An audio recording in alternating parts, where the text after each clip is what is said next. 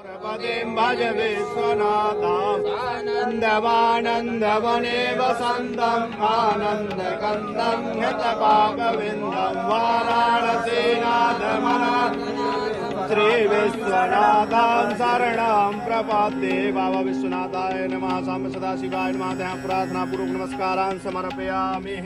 नमः पार्वती पतये।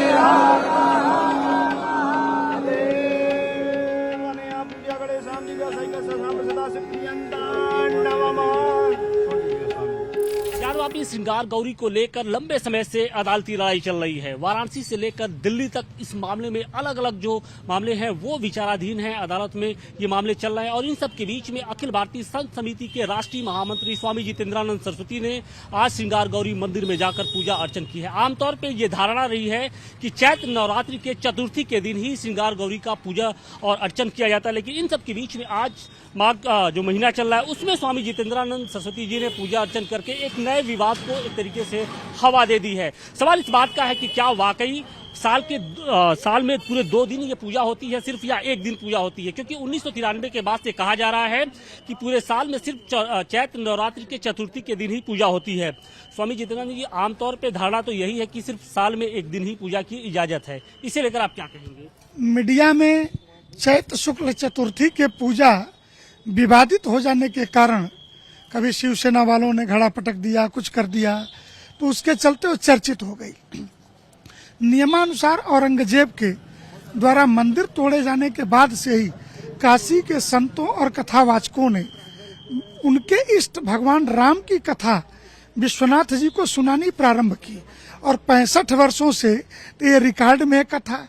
उस रिकॉर्ड में इतना ही नहीं है, राम जन्म में कै बम फूटेंगे, राम राज्याभिषेक में कितना बम फोड़ा जाएगा, खुशियां कैसे मनेंगी, अंदर जो भंडारा होगा उसके लिए चाकू छुरा से लेकर के सब परमिशन के कागजात 65 वर्षों से तो भारत सरकार, उत्तर प्रदेश सरकार कागज मेंटेन करके रखी हुई है। तो ये एक धारणा बन गई थी कि सिर्फ चतुर्थी का पूजन होता है। पूजन कार्तिक में भी होता है, पूजन माघ मास में भी होता है और इन दोनों में राम कथा सुनाई जाती। तो कथा के उद्घाटन के दिन, कथा के समापन के दिन विधिवत पूजन होता है।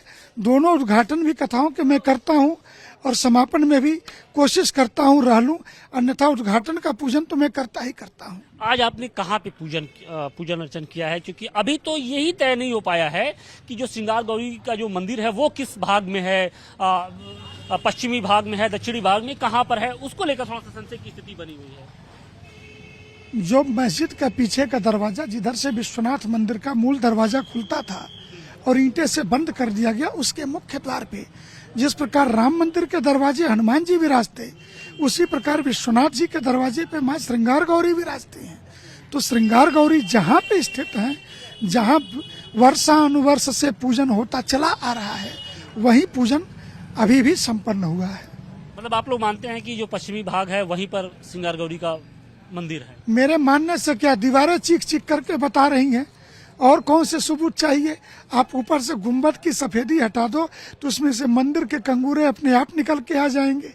ये बातें तो कमीशन रिपोर्ट, जो कोर्ट ने बिठाया था, उस कमीशन की रिपोर्ट में ही है, इसलिए इन बातों का अब कोई मतलब नहीं है। तो ये थे स्वामी जितेंद्रानंद सरस्वती, जिन्होंने आज श्रृंगार गौरी मंदिर में जाकर पूजन अर्चन की। उसी श्रृंगार गौरी मंदिर में जिसमें दर्शन पूजन को लेकर लंबे समय से लड़ाई चलती आ रही है। मुस्लिम पक्ष राजी नहीं हो रहा है। मुस्लिम पक्ष का कहना है कि मस्जिद के अंदर वो जो दर्शन मंदिर है वो नहीं है, बल्कि मस्जिद के बाहरी दीवारों पे है। और वहीं दूसरी तरफ जिला प्रशासन ने भी 1993 के बाद से उस मंदिर पर में प्रतिदिन दर्शन पूजन पर रोक लगा थी और सिर्फ कुछ महत्वपूर्ण तिथियों पर ही उस मंदिर में दर्शन पूजन हो पाता था।